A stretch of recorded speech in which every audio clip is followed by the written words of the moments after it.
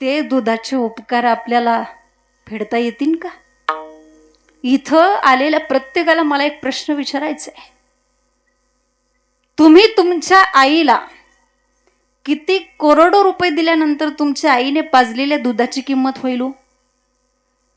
किती करोडो रुपये दिल्यानंतर? असे अनंत अनंत करोडो रुपये जरी दिले तरी तुमच्या आईने पाजलेल्या दुधाची किंमत कधीच तुम्हाला फेडता येणार नाही. नाही नाही, ह्या आईच्या दुधाचे उपकार तरी विसरू नका. खूप मोठे उपकार आहेत तो तिच्या दुधाचे आपल्यावर.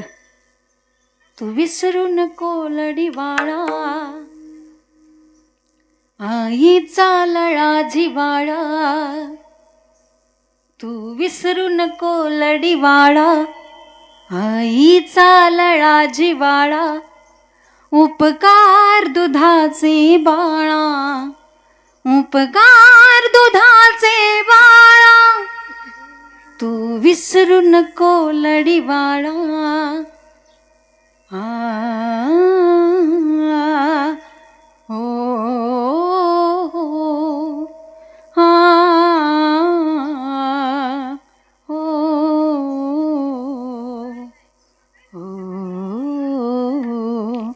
तू विसरू नको लढीवाळा, आईचा लळा जिवाळा.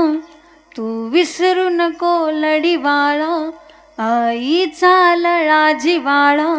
उपकार दुधाचे बाळा, उपकार दुधाचे बाळा, उपकार दुधाचे बाळा. हे दुधाचे उपकार खूप मोठे. हे काय कुठल्या संतांचं प्रमाण नाही, म्हणून ते पक्क जाऊन टाळाव नाही घेतलं. नाही तर तुम्हाला वाटायचं तर तुम्ही सगळे जाणकार लोक आहे की नाही. पण मला सांगायचा मुद्दा काय, की आईचे उपकार मोठे. एवढे उपकार आहेत आपल्यावरती की ते उपकार आपल्याला कधीच फेडता येणार नाही. ज्या आईने 9 महिने 9 दिवस आपल्याला उदरामध्ये वागवलं, पोटी भार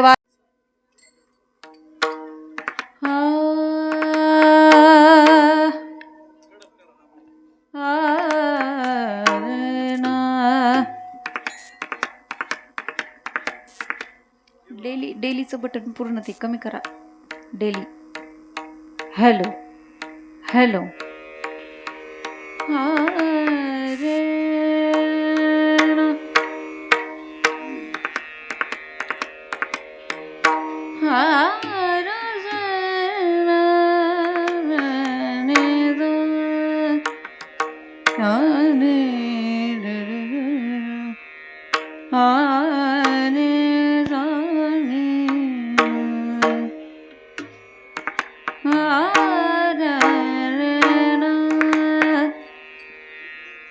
हॅलो. इको द्या, इको. Hello hello hello. आणखी द्या. Hello hello hello. रिटर्न येत नाही, रिटर्न असं डबल आवाज. Hello hello hello. हां. राम कृष्ण हरी, जय जय राम कृष्ण हरी. हरी जय जय राम कृष्ण हरी. जय जय राम कृष्ण हरी. हरी जय जय राम कृष्ण हरी. जय जय राम कृष्ण हरी. जय जय राम कृष्ण हरी. जय जय राम कृष्ण हरी. जय जय राम कृष्ण हरी. जय जय राम कृष्ण हरी. जय जय राम कृष्ण हरी. जय जय राम कृष्ण हरी. जय जय राम कृष्ण जय जय राम कृष्ण हरी. जय जय राम कृष्ण हरी. जय जय राम कृष्ण हरी. रूपबातालोचनी सुख झाले ओ साधनी. तो हा विठ्ठल बरवा, तो हा माधव बरवा. रूप पाहता लोचनी सुख झाले हो साधनी. तो हा विठ्ठल बरवा, तो हा माधव बरवा. तो हा विठ्ठल बरवा, तो हा माधव बरवा. तो हा विठ्ठल बरवा, तो हा माधव बरवा. तो हा विठ्ठल बरवा तो हा माधव बरवा, तो हा माधव बरवा, तो हा माधव बरवा. तो हा विठ्ठल बरवा, तो हा माधव बरवा, तो हा माधव बरवा, तो हा माधव बरवा. भक्त सुकृताची जोडी म्हणून विठ्ठली आवडी, तो हा विठ्ठल बरवा, तो हा माधव बरवा. बहुत सुकृताची जोडी म्हणून विठ्ठली आवडी, तो हा विठ्ठल बरवा, तो हा माधव बरवा. सर्व सुखाचे आगर बाप रखुमा देवीवर, सर्व सुखाचे आगर बाप रखुमा देवीवर, सर्व सुखाचे आगर बाप रखुमा देवीवर. तो हा विठ्ठल बरवा, तो हा माधव बरवा. सर्व सुखाचे आगर बाप रखुमा देवीवर, तो हा विठ्ठल बरवा, तो हा माधव बरवा. हरी जय जय राम कृष्ण, हरी जय जय राम टाळ, टाळ. कृष्ण, हरी जय जय राम कृष्ण, जय जय राम कृष्ण, हरी जय जय राम कृष्ण, हरी जय जय राम कृष्ण, हरी जय जय राम कृष्ण, हरी जय जय राम. जय जय राम कृष्ण, हरी जय जय राम कृष्ण, हरी जय जय राम कृष्ण, हरी जय जय राम. जय जय राम. लेकुराचे हित, आले कुराचे हित, लेकुराचे हित, आले कुराचे हित. वाहे माऊलीचे चित्त, वाहे माऊलीचे चित्त, वाहे माऊलीचे चित्त, वाहे माऊलीचे चित्त, वाहे माऊलीचे चित्त, वाहे माऊलीचे चित्त. ऐसी कळवळाची जाती, ऐसी कळवळ्याची जाती, करीला भाविना प्रीती, करीला भाविना प्रीती. करीला भाविन प्रीती, करीला भाविन प्रीती, करीला भाविन प्रीती, करीला भाविन प्रीती. पोटी भार वाय त्याचे सर्वस्वही जाय, ऐसी कळवळाची जाती, करीला भाविन प्रीती. पोटी बाळवाय त्याचे सर्व स्वहीच आहे, ऐसी कळवळ्याची जाती, करीला भाविन प्रीती. तुका म्हणे माझे तुम्हा संतावरी ओझे, ऐसी कळवळाची जाती, करीला भाविन प्रीती.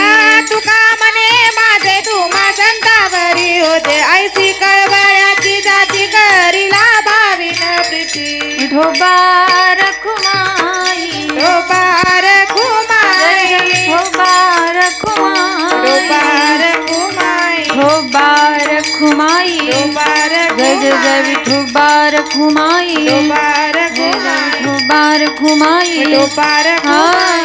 हरी.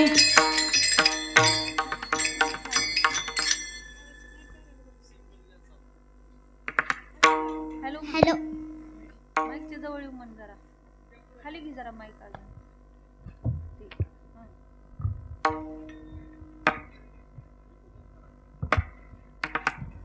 चाटीच.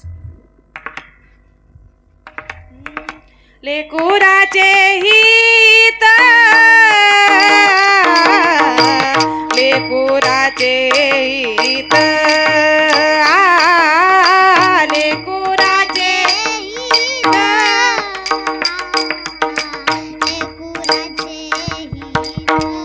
बटन चालू कर, बटन.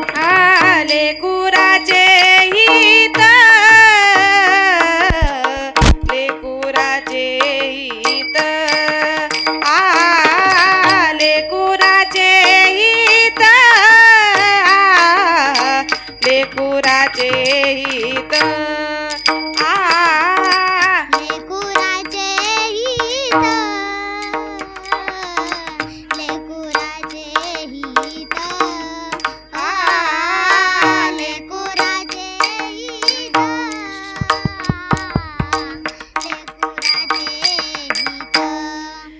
वाहे माऊलीचे चित, वाहे माऊलीचे चित,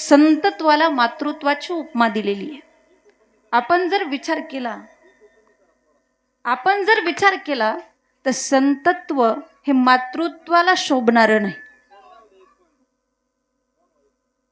म्हणजे मातृत्वाची उपमा संतत्वाला बसत नाही. विचार जर केला का, कारण संतत्व हे खूप मोठं आहे आणि मातृत्व हे खूप लहान आहे. मग संतत्वाला मातृत्वाची उपमा देणं म्हणजे ते थोडंसं कमी पडेल. मातृत्वाची उपमा संतत्वाला थोडीशी कमी पडेल, कारण संतत्व किती मोठं आहे. अनुरेणुया थोकडा तुका आकाशा एव्हडा, एवढं संतत्व मोठं आहे. एवढंच नाही, आकाशा एवढा नाही परंतु माझा अधिकार नसताना सुद्धा मी तुम्हाला सांगते, त्या जगद्गुरु तुकोबारायांच्या पुढं ते आकाश सुद्धा ठेंग नाही, एवढं संतत्व मोठं आहे. मग तरी पण त्या संतत्वाला मातृत्वाची उपमा का? कारण या जगाच्या पाठीवर आपण जर विचार केला तर मातृत्व एवढा दृष्टांत पण कोणता नाही. त्यामुळे मातृत्वाची उपमा संतत्वाला आहे. विठाला विठाला विठाला विठाला विठाला विठाला विठाला विठाला. म्हणून या अभंगातून जगद्गुरु तुकोबारायांनी आईचं महत्व, आईचं प्रेम वर्णन करत असताना शब्दामध्ये ते मांडण्याचा प्रयत्न केलाय. आपण पाहिलं तर तुकोबारायांच्या गाथ्यामध्ये जवळजवळ 127 अभंग हे फक्त आईविषयी लिहिलेले आणि त्यापैकी हा सगळ्यात प्रसिद्ध अभंग, अतिशय गोड अभंग आज या ठिकाणी सेवेकरता घेतलेला आहे. आणि तुकोबाराई या अभंगातून आईच्या चित्तामध्ये काय असतं तर आईच्या चित्तामध्ये फक्त आणि फक्त आपल्या लेकराच्या हिताचा विचार असतो. लेकुराचे हित वाहे माऊलीचे चित्त. जगामध्ये या नात्या एवढं प्रेम कोणाच करू शकत नाही. एवढं फक्त एकच नातं आहे, आईशी कळवळ्याची जाती करीला भावीण प्रीती.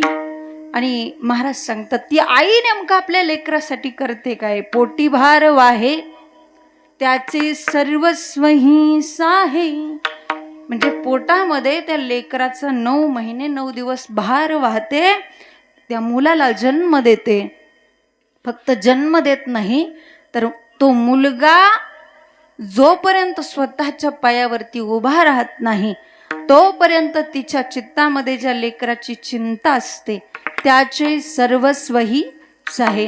म्हणून तुकोबाराय म्हणतात ज्या पद्धतीने लेकराचं ओझं आईकडे असतं त्या पद्धतीने आमचं ओझं तुम्हा संतावरती आहे. तुका म्हणे माझे तुम्हा संतावरी ओझे, ऐसी कळवळ्याची जाती करीला भावीन प्रीती. हा झाला अभंगाचा शब्दशः भावार्थ. विठाला विठाला विठाला विठाला विठाला विठाला विठाला. अभंगावरती बोलण्यापूर्वी थोडासा परिहार देणं वक्त्याचं आद्य कर्तव्य आहे. या ठिकाणी ज्या निमित्ताने आजची कीर्तन सेवा आयोजित केलेली आहे ते निमित्त म्हणजे आज ज्या मातेचं आज प्रथम वर्ष श्राद्ध आहे ती माता या आटोळे परिवारातील असणाऱ्या मातोश्री कैलासवासी मातोश्री कलुबाई लक्ष्मण आटोळे या मातेच्या आज प्रथम वर्ष श्राद्धाच्या निमित्ताने आजची ही कीर्तन रूपी सेवा या ठिकाणी या परिवाराने माझ्याकडे दिली आणि सुंदर असं आज या कार्यक्रमाचं आपण नियोजन केलं. त्याबद्दल या परिवाराचं मी कौतुक करते आणि या परिवाराला धन्यवाद देते. विठाला विठाला विठाला विठाला विठाला विठाला विठाला. या अभंगातून तुकोबारायांनी फक्त आई सांगितलेली आहे. आई नेमकं असते काय, आई नेमकं आपल्या लेकरासाठी करते काय. आणि जगामध्ये आई एवढं प्रेम कोणीच करू शकत नाही, कारण जगातलं सगळ्यात श्रेष्ठ नातं म्हणजे आई. प्रत्येकाच्या प्रेमामध्ये फरक आहे पण असं एकच नातं, ऐसी कळवळ्याची जाती. आणि सगळ्यात मोठं नातं सबसे बड़ी है माँ, पगले सबसे बड़ी है माँ, माँ से बढ़कर कोई नहीं रे, माँ से बढ़कर कोई नहीं रे. देती है दुआ, देती है दुआरी, पगले सबसे बड़ी है माँ, पगले सबसे बडी है माँ. जगातलं सगळ्यात मोठं नातं, जगातलं सगळ्यात श्रेष्ठ नातं म्हणजे आई वडिलाचं नातं आहे. म्हणून ज्यांना आई बाप कळाले ना त्यांना देव कळाला, पण ज्यांना आई बापच नाहीत कळत त्यांना देव कळणं कठीण आहे.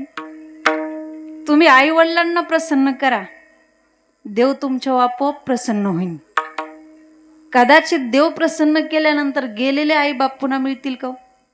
देवाला प्रसन्न केलं तरी, पण आई वडिलांना प्रसन्न करा, देव तुम्हाला आपोआप भेटेल. विठाला विठाला विठाला विठाला विठाला विठाला विठाला विठाला. आणि जोपर्यंत मायबाप आपल्या जवळ आहेत तोपर्यंतच त्यांना जपलं पाहिजे, नाहीतर जिथे नाही अन्न मेल्यावरती पिंडदान. जिवंतपणी विचारलं नाही, नीट बोलला नाही एक शब्द सुद्धा. माऊली म्हणतात का माता पितरे धड न बोली संसारी, एर विश्वची आदरे.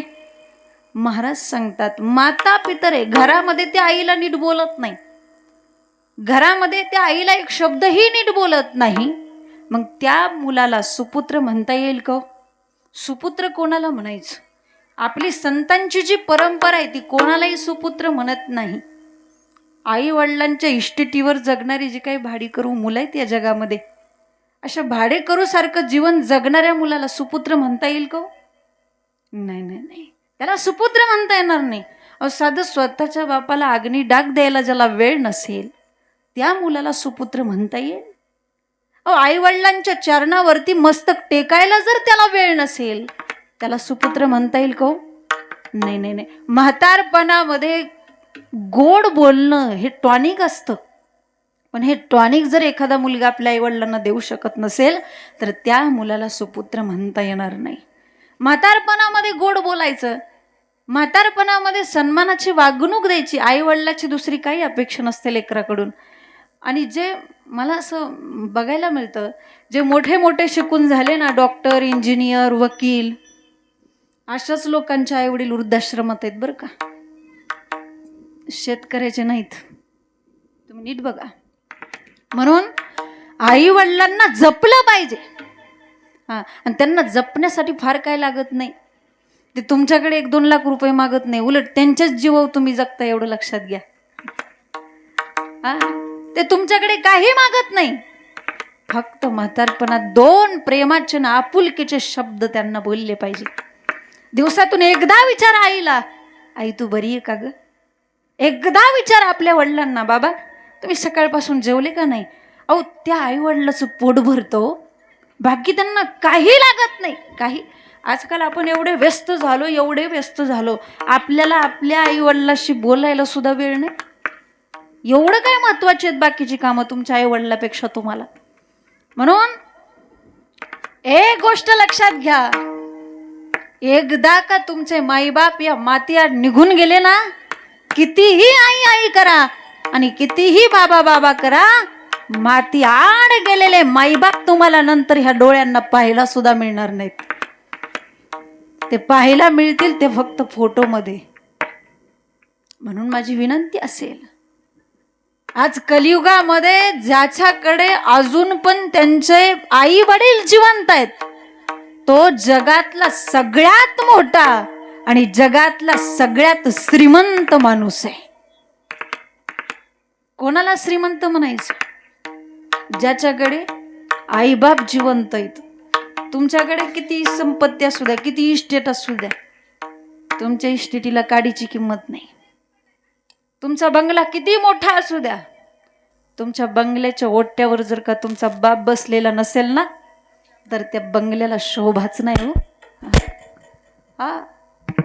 म्हणून हे तुम्ही कधी कमवू शकता, पण आई वडील गेल्यानंतर ना, आई वडिलाचं प्रेम तुम्हाला कधीच कोणाकडून मिळू शकणार नाही. हा. सांगताना फक्त इको कमी करायचा. थांबा. जगात सगळ्यात श्रीमंत माणूस तो आहे ज्याच्याकडे त्याचे आई बाप आहेत. हा. एका कवितेमध्ये फार सुंदर वर्णन आलेलं आहे. स्वामी तिन्ही जगाचा आई विना भिकारी. इको वाढवा. इको द्या इको. स्वामी तिन्ही जगाचा आई विना भिकारी. आई म्हणून कोणी आईस हाक मारी. ती हाक एकानी हो. ती हाक एकानी मज होई शोककारी. स्वामी तिन्ही जगाचा आई विना भिकारी. स्वामी तिन्ही जगाचा आई विना भिकारी. स्वामी तिन्ही जगाचा आई विना भिकारी. एकदा का तुमची आई गेली ना, आई एवढं प्रेम नाही तुमच्यावर कोण करणार, कधीच नाही. आणि म्हणून आई बाप करणं जीवनामध्ये खूप महत्वाचं असेल. आजकाल लोक महत्व देतात पण आई वडिलांना नाही. आजकाल लोक महत्व देतात संपत्तीला. संपत्तीसाठी वाटेल ते करायला लोक तयार आहेत. सत्तेसाठी वाटेल ते, सौंदर्यासाठी वाटेल ते. कशा पद्धतीने लोक आई वडिलावरती प्रेम न करता संपत्तीवरती प्रेम करतात. मी तुम्हाला फार सुंदर सांगेल. असंच आपल्या गावासारखं एक गाव होतं आणि त्या गावामध्ये एक सर्वसामान्य असं एक कुटुंब होतं. त्या कुटुंबामध्ये एक दोन्ही नवरा बायको आणि त्यांची एक छोटीशी मुलगी 10-12 वर्षाची. त्या मुलीला लहानाचं मोठं करायचं, तिला तिच्या पायावरती उभं करायचं, तिचं भवितव्य उज्ज्वल असं भवितव्य घडवायचं, या विचारामध्ये ते पती पत्नी आपलं आयुष्य जगत होते. रोज सकाळी उठावं, घरातली कामं आवरावीत आणि शेतातल्या कामाला निघून जावं असा त्यांचा रोजचा नित्यक्रम होता. एके दिवशी आई सकाळी लवकर उठली, घरातली कामं आवरली, लेकराचा आंघोळ डबा दप्तर बॅग सगळं भरलं, लेकरू शाळेत गेलं. इकडं हे दोघे जण पती पत्नी शेतात काम करण्यासाठी निघून गेले. अगदी 10-10:30 वाजता रानामध्ये शेतामध्ये गेलेलं हे जोडपं 12 वाजलं तरी त्या शेतात कामच करत होते. 12च्या 12:30 झाले, 12:30च्या 1 झाले, 1च्या 2, 2च्या 2:30 सूर्य मध्यान्नावरती आला. एवढा वेळ झाला तरी दोघ जण त्या उन्हातानाचं त्या शेतात काम करत होते. का हो? काय कारण? फक्त न फक्त आपल्या लेकराच्या चांगल्या दिवसासाठी हो, बस. हा. सूर्य मध्यान्नावरती आला. बायको नवऱ्यापाशी गेली. अहो, आल्यापासून काम करताय, कुठेतरी बसा, 2 घास खा. बायकोने विचार नवऱ्यासमोर मांडला. ठीक आहे, हातातलं काम सोडलं आणि दोघ जण पती पत्नी एका झाडाखाली जेवण करण्यासाठी बसले. जेवण करण्यासाठी बसले. भाकरी पाणी अगदी जवळ घेतलं होतं, पण मुखात त्या भाकरीचा घास घालणार तेवढ्यात कुठून तरी एक साप आला, सर्प आला आणि त्या आईच्या बोटाला सर्पदंश झाला. एका नवऱ्याने जवळून पाहिलं, ज्या पत्नीने आपल्या सोबत 7 फेरे घातले होते, ज्या पत्नीने आपल्या आनंदात आनंद मानला, आपल्या सुखात सुख मानलं, दुःखात दुःख मानलं, सर्वस्व मानलं, अशी आपली पत्नी, आपली अर्धांगिनी आपल्याला सोडून जाते की काय असा विचार त्या नवऱ्याच्या मनात. एका चिमुकल्या लेकराची आई त्या लेकराला सोडून जाते की काय असा विचार त्या बापाच्या मनात. आणि त्या क्षणी त्या आईने या जगाचा निरोप घेतला. त्यांना तिथून उचललं, घरी आणलं. पण ज्या वेळेस घरी आणलं होतं ना, त्यावेळेस एका नवऱ्याच्या बायकोला घरी आणलंच नव्हतं. घरी आणला होता फक्त त्या बायकोचा देह. ज्या वेळेस घरी आणलं होतं त्यांना, त्यावेळेस एका लेकराच्या आईला घरी आणलंच नव्हतं. घरी आणला होता फक्त त्या आईचा देह. त्यांना तिथं अंगणामध्ये झोपवलं. 3च्या 3:30 3:30च्या 4 वाजले आणि 4 वाजेपर्यंत सगळे पाहुणे रावळे जमा झाले. 4च्या 4:30 4:30च्या 5 झाले आणि 5 वाजता त्या लेकराची शाळा सुटली. ती मुलगी शाळेतून घरी आली, घराच्या दिशेने निघाली आणि जवळ येऊन पाहिलं तर सगळी गर्दी, सगळी लोक. क्षणभर त्या मुलीच्या मनामध्ये असा विचार आला, रे आपण आपल्याच घरी आलोय का? आजूबाजूला इकडं तिकडं पाहिलं, रे आपण तर आपल्याच घरी आलोय. ती मुलगी आत गर्दीमध्ये शिरली आणि आत जाऊन बघितलं तर सगळ्यांच्या मध्यभागी, सगळ्यांच्या अग्रगण्य स्थानी तिनं तिच्या आईला झोपवलेलं पाहिलं. हातातला सगळं दप्तर डबा बॅग बाजूला फेकून दिलं आणि त्या मुलीने आईला हाक मारायला सुरुवात केली. आई, आई अगं उठ ना. आई मी शाळेतून आली ना, अजून तू झोपलीस. आई, आई उठ ना. आई बघ ना, आपले काका किती लांबून आलेले आहेत, आपले आजी आजोबा किती लांबून आलेले आहेत. आई तू अजून झोपलीस. आई तू उठ ना. ते लहान लेकरू, त्याला काय समजत नव्हतं, पण शांत निश्चित पडलेली आई मात्र त्या लेकराकडे पाहायला सुद्धा तयार नव्हती, कारण त्या आईने केव्हाच या जगाचा निरोप घेतला होता.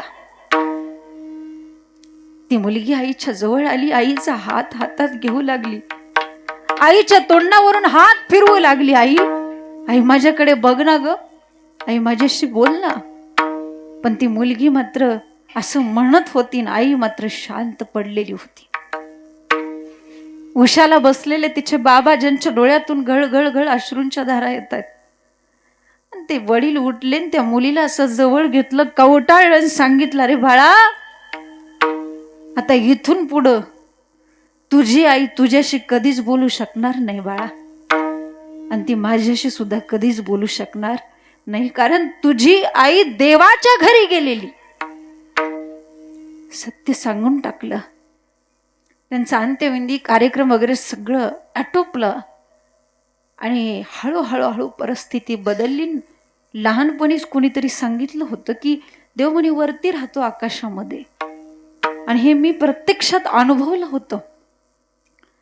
हळूहळू काही दिवस गेल्यानंतर आपल्या हिंदू धर्माच्या संस्कृतीप्रमाणे महिना 15 दिवसाच्या अंतरावरतीच त्या ठिकाणी सण आला, नागपंचमीचा सण आला.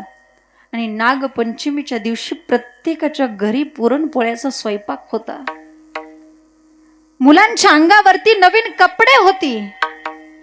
कुणाच्या अंगणामध्ये झोका होता तर कुणाच्या घरामध्ये झोका होता, पण या घरामध्ये मात्र पुरणपोळ्याचा स्वयंपाक नव्हता. या घरामध्ये मात्र नवीन कपडे नव्हती, अंगणामध्ये झोका नव्हता, घरामध्ये पतंग नव्हता. जवळच एक मोठं लिंबाचं झाड होतं आणि त्या झाडाला बांधलेल्या झोक्यावरती काही मुली झोका खेळत होती, काही मुलं पतंग उडवत होती. पण सकाळ उठल्यापासून हे लेकरू एका मोठ्या दगडावरती बसून अश्रू ढाळत होतं, रडत होतं. का? क्षणाला आईची आठवण येत होती. आणि लहानपणीच कुणीतरी सांगितलं होतं की देव वरती राहतो आकाशामध्ये. त्या मुलीने वरती पाहिलं, त्या पतंगाकडे पाहिलं, उडणाऱ्या पतंगाकडे पाहून ती मुलगी त्या पतंगाशी बोलायला लागली. अरे पतंगा, अरे तू चाललायस ना वरती, तू चाललायस ना आकाशामध्ये अगदी गगनाला भिडायला, मग तू माझा एवढा निरोप माझ्या आईला सांगशील, माझा एवढा निरोप तू माझ्या आईपर्यंत पोहोचवशील. ती मुलगी त्या पतंगाशी आपलं मनोगत व्यक्त करू लागली. पतंगा रे पतंगा उडू नको थांबना,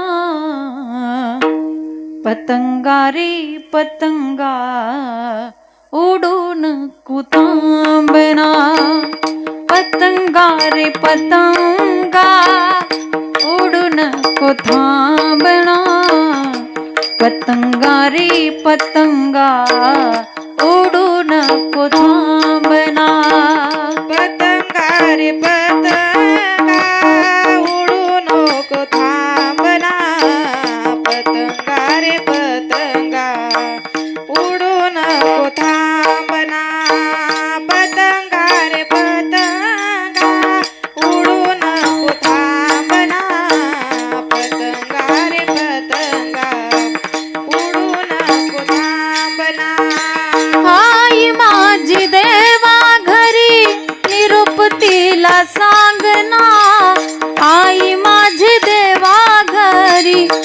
निरुपतीला सांगना, आई माझी देवा घरी निरुपतीला सांगना, आई माझी देवा घरी निरुपतीला सांगना, पतंगा रे पतंगा उडू नको थांबना, पतंगा रे पतंगा उडू नको थांबना, पतंगा रे पतंगा उडू नको थांबना, पतंगा रे पतंगा उडू नको थांबना, पतंगा रे पतंगा उडू नको थांबना, पतंगा रे पतंगा उडू नको थांबना, पतंगा रे पतंगा उडू नको थांबना, पतंगा रे पतंगा उडू नको थांबना. ती मुलगी त्या पतंगाकडे पाहून म्हणायला लागली, आई माझी देवा घरी निरुपतीला सांगना, आई माझी देवा घरी निरुपतीला सांगना, पतंगा रे पतंगा उडू नको थांबना, पतंगा रे पतंगा उडू नको थांबना. माझं सांगण्याचं तात्पर्य काय आहे, आज आई बाबाचं महत्व त्यांना आहे ज्यांचे आई बाबा ह्या विश्वात नाहीत त्यांना. हा, आणि आई गेल्याच्या नंतर कुठल्याही परिस्थितीमध्ये त्या वडिलांनी त्या मुलीला लहानाचं मोठं केलं, भरपूर शिकवलं. मुलगी आता मोठी झाली, लग्नाच्या वयात आली, उपवर झाली. आणि मुलगी लग्नाच्या वयात आल्यानंतर त्या बापाने चांगल्या घरातला एक चांगला मुलगा पाहिला आणि आपल्या मुलीचं अगदी लग्नही लावून दिलं. लग्नही लागलं आणि लग्न लागल्याच्या नंतर आपल्याकडे अशी एक पद्धत आहे, ज्या वेळेस एखादी मुलगी सासरी जायला निघते, नांदायला जायला निघते, त्यावेळेस ती मुलगी थोरा मोठ्यांचे आशीर्वाद घेते आणि प्रत्येकाच्या गळ्यात पडून ती मुलगी ढसढसा रडते, ऐकी. आणि मग ती मुलगी सगळ्याचं दर्शन घेऊ लागली, सगळ्यांच्या गळ्यात पडून रडू लागली, पण नजर मात्र एका व्यक्तीला शोधत होती आणि ते म्हणजे एका साईडला हात बांधून उभे राहिलेले तिचे बाबा, वडील. सगळ्याचं दर्शन झालं, सगळ्यांचा निरोप घेतला आणि आता ती मुलगी वडिलांच्या दिशेने झपाझप झपाझप पावले टाकीत निघाली. मुलगी वडिलांच्या समोर येऊन उभी राहिली. मुलीने वडिलाचं दर्शन घेतलं आणि ती मुलगी वडिलांच्या गळ्यात पडून ढसढसा रडायला लागली. बाबा, आई गेल्याच्या नंतर जर माझ्याकडून काही चूक झाली असेल बाबा तर मला माफ करा. आई गेल्याच्या नंतर जर माझ्याकडून तुम्हाला कोणता त्रास झाला असेल तर मला माफ करा बाबा. आता इथून पुढे मी तुमच्याजवळ कोणताही हट्ट करणार नाही, तुम्हाला कोणताही त्रास देणार नाही बाबा. बापाची सुद्धा तीच अवस्था झाली. बाळा, अगदी लहानपणीच तुझी आई गेली ग. आई गेल्याच्या नंतर जर तुझं लाड पुरवण्यात मी कुठं कमी पडलो असेल तर मला माफ कर. दोघा माई लेकरांच्या विचाराची देवाणघेवाण झाली आणि ती मुलगी सासरी निघाली. अगदी सासरीही गेली. सासरी जाऊन 4-8 दिवस झाले, महिना 15 दिवस झाले, वर्ष 6 महिने झाली, 2-3 वर्ष निघून गेली. मुलगी संसारामध्ये व्यस्त झाली, मुलगी संसारामध्ये दंग झाली, मुलगी आईबापाला विसरून गेली. आणि एके दिवशी त्याच मुलीच्या घरचा पूजेचा कार्यक्रम होता. सगळ्यांना निरोप दिला, पण बापाला काय अजून निरोप नाही आला. बापाने विचार केला, चुकून माझ्या लेकराकडून राहिला असेल, पण निदान आपण तरी गेलं पाहिजे, इको कमी करा, निदान आपण तरी गेलं पाहिजे, इको कमी करा सांगता. म्हणून तो बाप तर लेकराच्या घरी जायचं म्हटल्यावर रिकाम्या हाताने जाता येईल का हो? कुठंतरी मोलमजुरीला जाऊन कसे तरी 4-2 हजार रुपये आले. तो बाप एका कापड दुकानामध्ये गेला, मुलीसाठी सुंदर साडी खरेदी केली बापानं, जावयासाठी सुंदर असा पोशाख खरेदी केला. आणि ज्या दिवशी जायचं होतं त्या दिवशी तो बाप सकाळी लवकर उठला, आंघोळ केली आणि ती कपड्याची पिशवी घेऊन ते बाबा रोडच्या गाड्या बदलत बदलत आपल्या मुलीच्या घरापर्यंत आले. मुलगी आतमध्ये बसली होती 4 चौघींमध्ये गप्पा मारत, आणि मुलीने लांबूनच पाहिलं आपले वडील आलेले. वडिलांना पाहिलं आणि ती मुलगी वडिलांच्या दिशेने निघाली. बापाचं अंतकरण भरून आलं. माझ्या लेकराने मला निरोप नाही दिला, पण मला बघितल्या बघितल्या कसं धावतच आलं. बापाचं अंतकरण भरून आलं. बापाला वाटलं आता पटकन माझं लेकरू माझ्या हातातून माझी बॅग घेईल, माझ्याकडे बघून हसेल, मला हाताला धरून घरात घेऊन जाईल, हा विचार त्या बापाचा होता. पण जशी जशी ती मुलगी वडिलांच्या जवळ येत होती तसा तसा तिच्या चेहऱ्यावरचा भाव बदलत होता. आणि जशी ती मुलगी आपल्या वडिलांच्या समोर येऊन उभी राहिली तसे पहिले उद्गार त्या मुलीच्या मुखातून बाहेर पडले, बाबा तुम्ही इथं कशा करता आलात बाबा? तुमच्या अंगावरचे कपडे फाटलेले आहेत, तुमच्या पायातली चप्पल तुटलेली बाबा, तुमचा दाढी वाढलेला चेहरा आहे, तुमच्या अंगावरची कपडे मळलेले आहेत बाबा, तुम्ही इथं कशा करता आलात? माझा बंगला पाक किती मोठा आहे, माझी गाडी पाक किती मोठी आहे, माझ्या अंगावरची साडी पाक किती हजाराची आहे, बाबा तुम्ही इथं कशा करता आलात बाबा? ज्या वेळेस ती मुलगी असं बोलली त्यावेळेस वडिलांच्या डोळ्यातून घळ घळ घळ घळ अश्रू वाहायला लागले. आणि तो बाप त्या मुलीला म्हटला, अरे बाळा, अरे ज्या वेळेस तुझी आई मला तारुण्यात सोडून निघून गेली ना तेव्हा सुद्धा एवढं दुःख झालं नाही, तेवढं दुःख आज होतंय तुझ्या मुखातून हे शब्द ऐकताना. त्याच पावली माघारी पाठ फिरवली.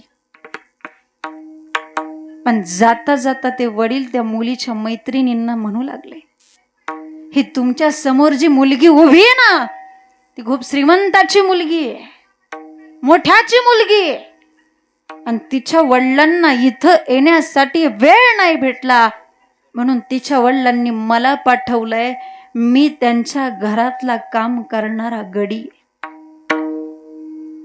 कोण म्हणतंय? बाप. वडील घरी आले, घराचा दरवाजा उघडला, आतून कडी लावली. तो बाप 3 दिवस पांडुरंगाच्या मूर्ती समोर बसून रडत होता. काय वाटलं असेल त्या बापाच्या अंतकरणाला विचार करा.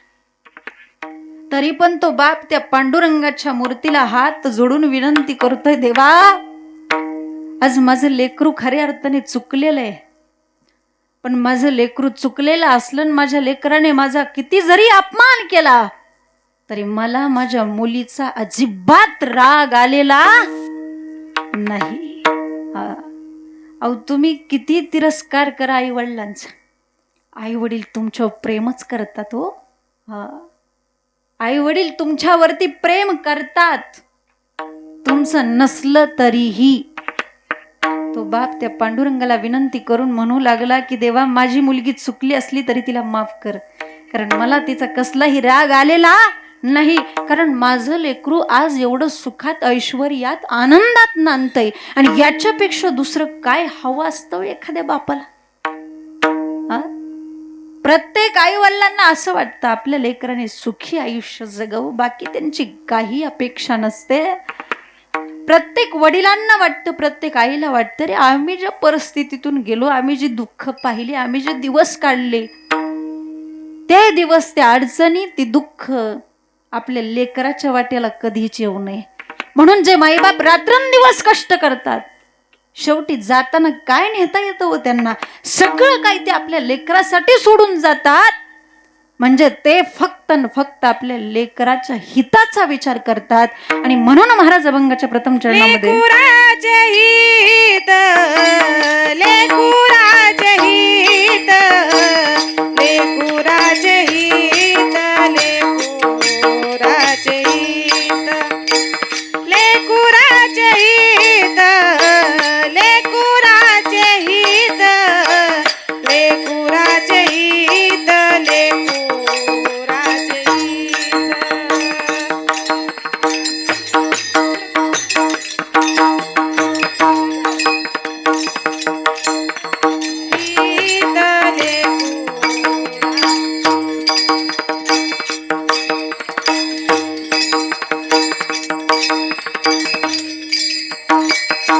वाहे माऊलीचे चित्त वाहे माऊलीचे चित्त साग गग साम मम मद दद नि द प म ग रे सा साग गग साम मम मद दद नि द प म ग रे सा नि सा नि ध पद पद म प ग म रे ग प म ग रे सा नि सा ध नि पद पद म प ग म रे ग प म ग रे सा प म ग रे सा वाहे माऊलीचे चित्त वाहे माऊलीचे चित्त ऐसी कळवळ्याची जाती ऐसी कळवळ्याची जाती ऐसी कळवळ्याची जाती ऐसी कळवळ्याची जाती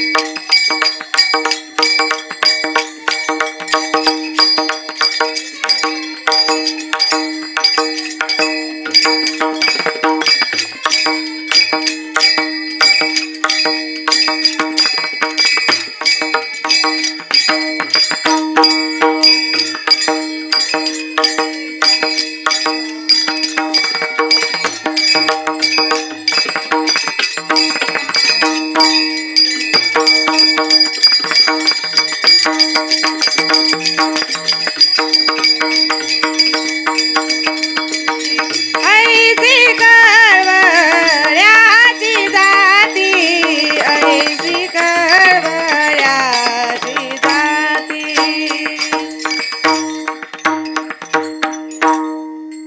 लेकुराचे हित वाहे माऊलीचे चित्त. जिच्या चित्तामध्ये फक्त आपल्या लेकराच्या हिताचा विचार असतो तिला आई असं म्हणतात. जी आपल्या लेकराचं हित वाहते तिला आई असं म्हणतात. आणि म्हणून आई आपल्या लेकरावरती व्यापक प्रेम करते, उदंड प्रेम करते. आणि ती तिच्या जीवनामध्ये आपल्या लेकरासाठी काही पण सहन करू शकते. कितीही टोकाचं दुःख ती सहन करू शकते. फक्त ती एक दुःख सहन करू शकत नाही, आणि ते दुःख म्हणजे तिच्या आधी तिच्या पुत्राचं जाणं.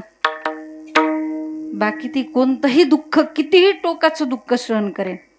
आणि आमच्या माता भगिनींमध्ये सहनशक्ती असते बरं का. सहनशक्ती शिकावी कोणाकडून? एकतर पृथ्वीकडून, नाहीतर मग ती स्त्रीकडून. पण ती स्त्री ज्यावेळेस एक आई होते ना, त्यावेळेस ती सगळं दुःख सहन करेल. फक्त ती एक दुःख सहन करू शकत नाही. आणि म्हणून तर ज्या वेळेस 9 महिने 9 दिवस भरलेले असतात, अखेर बाळंतपणाची वेळ जवळ आलेली असते, तिला अनंत यातना वेदना होत असतात, आणि तिला दवाखान्यामध्ये नेलं जातं. दवाखान्यामध्ये नेल्यानंतर ते डॉक्टर पळतच त्या बाईच्या नवऱ्याकडे, म्हणजे ते होणाऱ्या बाळाच्या बापाकडे येतात आणि सांगतात, हे बघा परिस्थिती अत्यंत कठीण आहे, बाळाच्या गळ्याला नाड्याचे वेडे पडलेले आहेत, एक तर तुमचं बाळ जगू शकतं, अन्यथा तुमची बायको. तुम्हाला काय हवंय? बापाने लगेच पेपरावरती सही केली आणि सांगितलं, डॉक्टर साहेब पोरग मेलं तरी चालेल, पण बायको पाहिजे. हे बापाचं वृत्त झालं.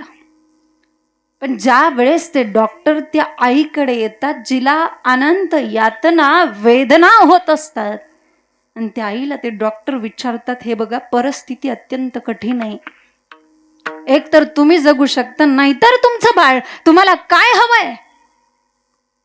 त्या आईने तेवढ्या त्रासामध्ये सुद्धा सांगावं, डॉक्टर साहेब मी मेले तरी चालेल डॉक्टर साहेब, पण माझं बाळ जगलं पाहिजे. हा, म्हणून ती सहन करू शकत नाही. काय सहन करू शकत नाही? तिच्या आधी तिचा पुत्र जाणं नाही सहन करू शकत ती. आणि आई ती आईच असते बरं का. आईची जागा नाही दुसरं कोणी घेऊ शकत. एखाद्या मुलाची आई मरण पावते आणि तो मुलगा ज्यावेळेस त्या आईच्या प्रेतापुढे बसून धाय मोकलून रडत असतो, तेव्हा आपल्यासारख्या बायका तिथे येतात, त्या मुलाची समजूत घालतात. अरे बाळा रडू नको, अरे राजा रडू नकोस, अरे आम्ही पण तुझ्या आई सारख्याच आहोत ना. आता हिथं तर बोलताना ते चूक करतात ना. आई सारख्याच असं म्हणणं वेगळं आणि प्रत्यक्षात आईच होणं वेगळं. लक्षात घ्या, आई ती आईच आहे. आई कशाला केलेली? आईची जागा नाही दुसरं कोणी घेऊ शकत. लक्षात घ्या, आई ती आईच. तुम्हाला असं वाटत असेल कधी कधी आईची जागा. एक जण माझ्याकडे आले, मला म्हटले ताई, म्हटले आईच्या आणि बायकोच्या प्रेमामध्ये काहीच फरक नसतो. म्हटलं आईच्या आणि बायकोच्या प्रेमामध्ये काहीच फरक नसतो. म्हटलं कसं काय ते? म्हटले पूर्वी माझी आई मला आंघोळ घालायची, आता माझी बायको सुद्धा मला आंघोळ घालते. म्हटलं पूर्वी माझी आई मला जेवण वाढायची, आता माझी बायको सुद्धा मला जेवण वाढते. म्हटलं आईच्या आणि बायकोच्या प्रेमामध्ये काही फरक नाही. त्यावेळेस मी त्यांना म्हटलं, ज्या वेळेस तुम्ही लहान होता, लहान असताना तुमच्या आईने तुमची टाळू भरली, तुमच्या डोक्यावरती केस आले, पण ज्या वेळेस तुमच्या बायकोने तुमच्या टाळूवरून हात फिरवला, त्यावेळेस आलेली केस गेली. वाटल्यास चेक करून बघा. तुम्हाला सांगू एक गंमत. आता इथं आलेले जे कानाने बहिरे लोक आहेत ना, ते फक्त त्यांच्या बायकोच्या बडबडीमुळे बिचारे बहिरे झालेले, दुसरं काही कारण नाही. काही आई ती आईच आहे. लक्षात घ्या, आईची जागा नाही दुसरं कोणी घेऊ शकत. आणि म्हणून जगद्गुरु तुकोबाराय सांगतात अभंगाच्या 2 चरणामध्ये, ऐसी कळवळ्याची जाती, ऐसी कळवळ्याची जाती, ऐसी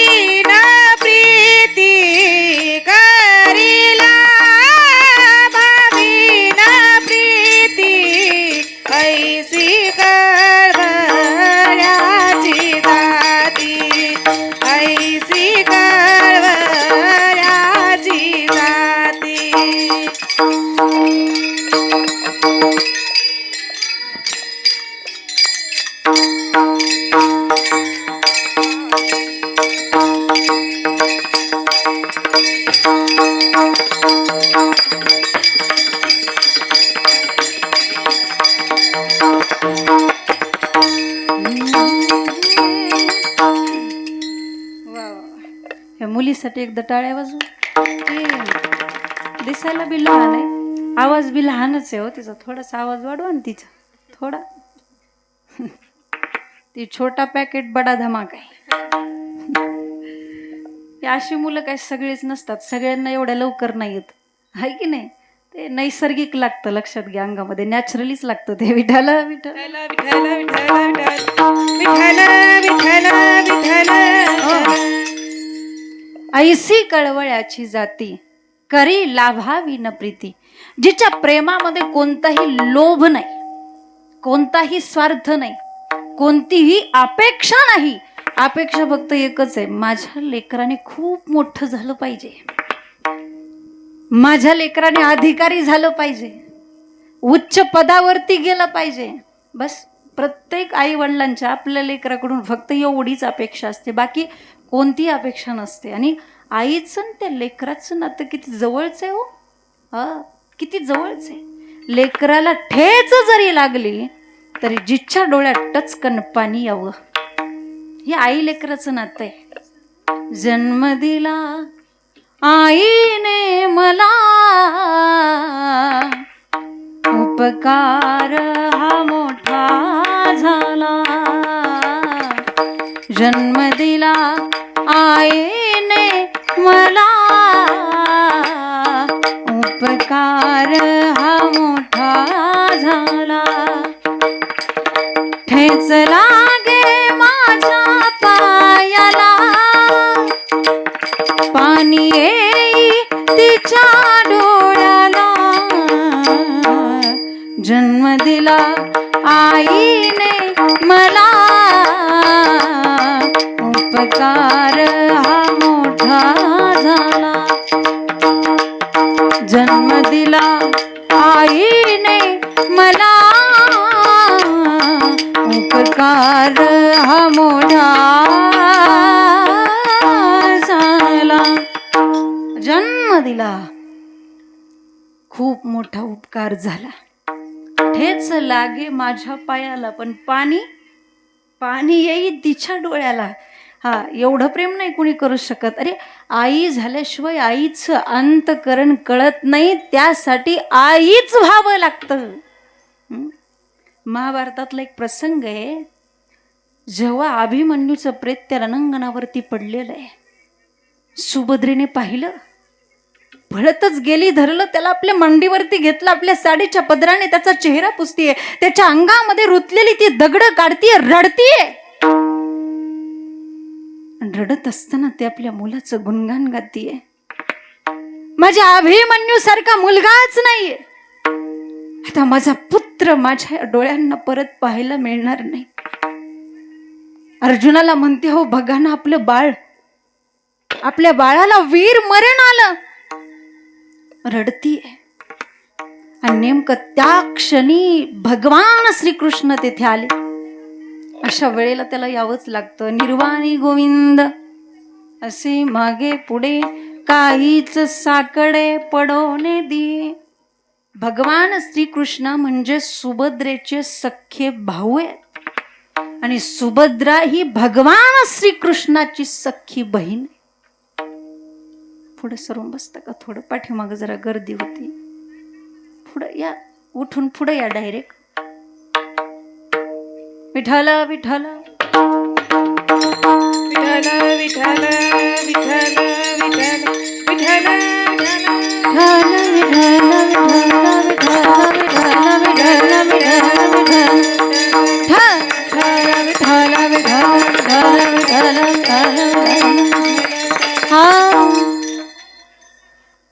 भजन तरी झालं विठ्ठल विठ्ठल, नाही तर ते सांगण्याच्या नादामध्ये मध्ये विठ्ठल विठ्ठल भजन घ्यायचं विसरून जात. ठीक आहे, जीवनामध्ये हा घेऊ आपण. तर आपला विषय काय चालला होता? कीर्तन. हा, आणि ज्या वेळेस भगवान श्रीकृष्णाकडे पाहिलं सुभद्रेने, आणि श्रीकृष्णाकडे पाहून तिला आणखी रडू फुटलं, आणि ती म्हणायला लागली, कृष्णा मला माझा अभिमन्यू पाहिजे, माझा अभिमन्यू कुठे आहे? मला माझा अभिमन्यू हवाय, माझा अभिमन्यू मला दे ना कृष्णा. तेव्हा भगवान श्रीकृष्ण सुभद्रेची समजूत घालतायत. अगं सुभद्रे, तुला माहिती का तू कोण आहे? अगं तुझ्या डोळ्यामध्ये हे पाणी शोभत नाही सुभद्रे. अगं तुला माहिती आहे तू कोण आहेस? सुभद्रेने विचारलं, देवा मी कोण आहे? मग भगवान श्रीकृष्णाने सांगायला सुरुवात केली, अगं पंडू राजासारख्या महान पराक्रमी राजाची तू सून आहेस सुभद्रे. तुझ्या डोळ्यामध्ये हे पाणी शोभत नाही, डोळ्यातलं पाणी पुस. ती म्हटली बर. एवढंच नाही, हस्तिनापुराची होणारी तू राणी आहेस. म्हटली बर. अगं एवढंच नाही, अर्जुनासारख्या धनुर्धार्याची तू पत्नी आहेस. म्हटली बर.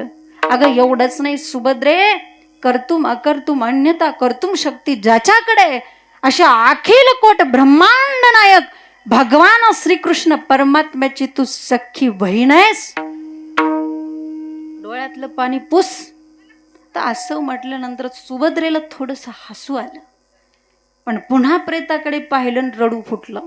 आणि सुभद्रा देवाला म्हणायला लागली, अरे तुला काय वाटलं रे? म्हटली, मला काय नाथ्यांची ओळख नाही असं तुला वाटतं का? अरे नाती माहित आहेत मला, अरे नाती पाठ आहेत माझी. पण आता या क्षणी मी पंडू राजासारख्या महान पराक्रमी राजाची सून म्हणून नाही रडत देवा. आता या क्षणी मी हस्तिनापुराची होणारी राणी म्हणून नाही रडत देवा. आता या क्षणी मी अर्जुनासारख्या धनुर्धाराची पत्नी म्हणून नाही रडत देवा. आता या क्षणी मी अखिल कोट ब्रह्मांड नायक भगवान श्रीकृष्ण परमात्म्याची सख्खी बहीण म्हणून नाही रडत देवा. आता या क्षणी मी अभिमन्यूची आई म्हणून रडतीये. कोण म्हणून रडतीये? आई म्हणून रडते. अरे तुला या जन्मात नाही कळायचं रे आईचं प्रेम काय असतं. ज्या वेळेस तुला एखाद्या जन्मामध्ये तुझ्या मुलापासून दूर जाण्याची वेळ येईल ना, मग कळेल की आई काय असते. आई झाल्याशिवाय आईचं अंतकरण कळत नाही. त्यासाठी आईच व्हावं लागतं. आणि ज्याच्या जीवनातली आई गेली ना, त्याच्या जीवनात त्याच्यावरती खरं प्रेम करणारं कुणीतरी गेलं. त्याच्या जीवनातला मायेचा समुद्र पूर्णपणे आटला, पूर्णपणे. कारण आई म्हणजे प्रत्यक्ष मायेचा सागर आहे. आई माझी मायेचा सागर, दिला तिने जीवना आकार. आई वडील माझे थोर, काय सांगू त्यांचे उपकार. जीवनाच्या वाटेवरती किती असतो त्यांचा आधार. आई माझी मायेचा सागर, दिला तिने जीवना आकार.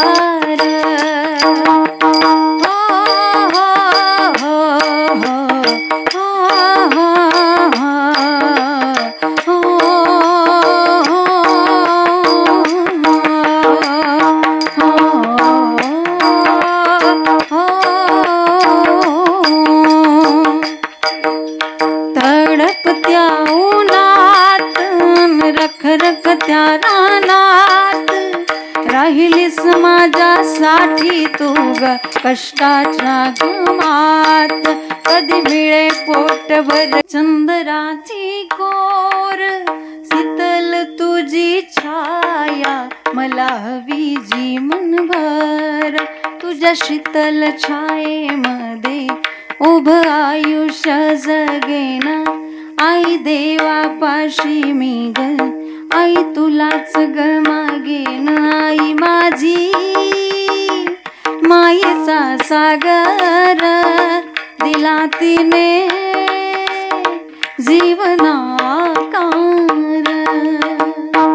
ज्या आईने आपल्या जीवनाला आकार देण्याचं काम केलं, आपल्याला वाढवलं, आपल्याला घडवलं, आपल्याला चांगलं ज्ञान दिलं, संस्काराची शिदोरी दिली, अशी आई जीवनामध्ये ह्या आईचे उपकार कधीच कधीच फेडता येत नाही. आणि आजचं हे वर्ष श्राद्ध म्हणजे कशासाठी? त्या आईच्या उपकारातून उतराई होण्यासाठी हा केलेला एक छोटासा प्रयत्न आहे. नाहीतर त्या माईबापाच्या उपकारातून कधीच कोणाला उतराई होता येत नाही. अगदी त्यांच्या चरणावरती आपण आपलं मस्तक ठेवून प्राण जरी सोडला तरी ते उपकार फिटत नाहीत. म्हणून जगातलं सगळ्यात मोठं अधिष्ठान म्हणजे आई आहे. माय बाप केवळ काशी, त्याने न जावे तीर्थासी. त्याला तीर्थाला जायची सुद्धा गरज नाही जो आई बापाची सेवा करतो. त्याला पंढरपूरला सुद्धा जायची काही गरज नाही. कधी कधी तुम्हाला असं वाटतं पंढरपूरला गेलं पाहिजे, पांडुरंगाचं दर्शन घेतलं पाहिजे. तुम्ही तुमच्या वडिलाचं दर्शन घ्या, पांडुरंग तुमच्या घरी येईल, आहे की नाही? आणि वडिलाचं दर्शन घेतलं तरी पांडुरंगाचं दर्शन घेतल्या समानच आहे. तुम्हाला वाटत असेल पंढरपूरला गेलं पाहिजे, रुक्मिणीचं दर्शन घेतलं पाहिजे, अरे तुम्ही तुमच्या आईचं दर्शन घ्या. रुक्मिणी मातेचं दर्शन घेतल्या समानच आहे. आणि तुम्हाला जर कधी कधी वाटत असेल तुळजापूरच्या देवीला गेलं पाहिजे, तर तुम्ही तुमच्या बायकोचं दर्शन घ्या. सगळे देव घरीच आहेत, बाहेर जायची काही गरज नाही. जगातलं सगळ्यात मोठं अधिष्ठान म्हणजे आई आहे. आई तुझ्या मूर्तीवाणी या जगात मूर्तीला आहे. अनमोल जन्म दिला गाय तुझे उपकार फिटणार नाही. अनमोल जन्म दिला गाय तुझे उपकार फिटणार नाही. बालपणी मी खेळत खेळत दिसत होतो तान्हा. अमृताहुनी गोड आई पाजिला तुपाना. तुझ्या या प्रेमाची तुझ्या या प्रेमाची कधी जाणीव झाली नाही. अनमोल जन्म दिला गाई तुझे उपकार फिटणार नाही. अनमोल जन्म दिला गाई तुझे उपकार फिटणार नाही. शाळेतून घरी येताना मुलगा जर शाळेत गेला असेल आणि शाळा सुटल्यानंतर सगळ्यांची मुलं घरी आली, माझं लेकरू अजून घरी कस काय नाही आलं? किती वेळ झाला? काही झालं तर नसेल ना? काही अडचण तर आली नसेल ना? नाही नाही ते विचार, नाही नाही त्या शंका त्या आईच्या मनात यायला लागतात. आणि एक गोष्ट लक्षात घ्या, जिथं शंका असते ना तिथंच प्रेम असतं बरं का. नाही नाही त्या शंका त्या आईच्या मनात यायला लागतात. आणि मग ती आई प्रत्येकाच्या घरी जाऊन विचारते, शाळेतून घरी येताना कधी उशीर मला होई. गल्लोगल्ली पाहत फिरशी मला तू ग आई. तुझ्या या उपकाराची तुझ्या या उपकाराची कधी जाणीव झाली नाही. अनमोल जन्म दिला गाई तुझे उपकार फिटणार नाही. अनमोल जन्म दिला गाई तुझे उपकार फिटणार नाही. अनमोल जन्म दिला गाई तुझे उपकार फिटणार नाही. अनमोल जन्म दिला गाई तुझे उपकार फिटणार नाही. जगातलं सगळ्यात मोठं अधिष्ठान म्हणजे आई आहे. आणि म्हणून ती आई जीवनामध्ये आपल्यावर जेवढं प्रेम करू शकते तेवढं दुसरं कोणतंही नातं करू शकणार नाही. बाकीच्या नात्यामध्ये तुम्हाला स्वार्थ दिसून येईल, पण एवढंच एक असं नातं आहे की निरपेक्ष पद्धतीने निस्वार्थपणे प्रेम करतं. म्हणून महाराज सांगतात, ऐसी कळवळ्याची जाती करीला भावीण प्रीती. जिच्या प्रेमामध्ये कोणता स्वार्थ नाही, कोणता लोभ नाही. लक्षात घ्या. म्हणून आई वडिलांचं हे नातं सर्वात श्रेष्ठ नातं आहे. मग ती आई नेमकं आपल्या लेकरासाठी करते काय? मी तुम्हाला उदाहरण सांगते. जसं की एखादा वाटसरू जर रस्त्यावरून जात असेल आणि तो वाटसरू अनोळखी माणूस आहे, आणि तो अनोळखी माणूस तुम्हाला जर तुमच्या घरात जागा मागत असेल तर तुम्ही त्याला घरात जागा देता का हो तुमच्या? नाही नाही. कुठंतरी एखाद्या पडवीमध्ये किंवा ओसरीमध्ये किंवा गोठ्यामध्ये, बरोबर की नाही? जगात येण्याच्या अगोदर आपण पण अनोळखी आहे, पण आई आपल्याला स्वतःच्या पोटात जागा देते. महाराज अभंगाच्या 3ऱ्या चरणात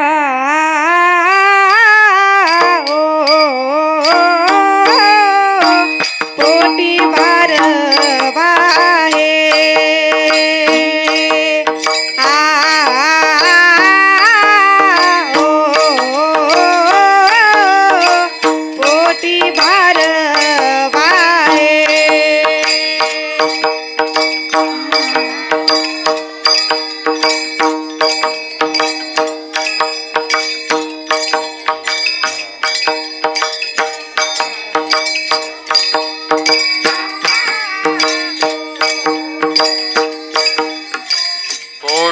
भारवा है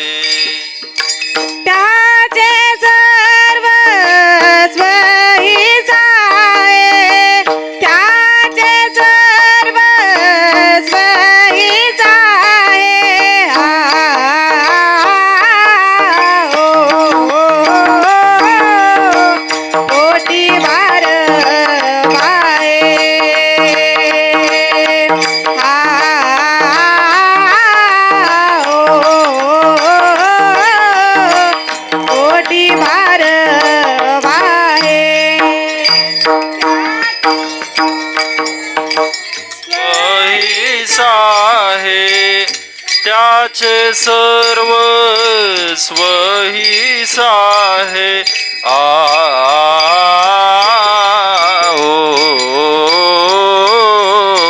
ऐसे कळवळ्याची जाते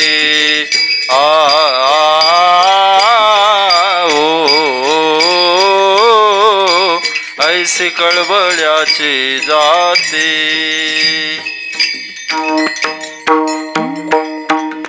विठोबा रखुमाई जय विठोबा रखुमाई जय विठोबा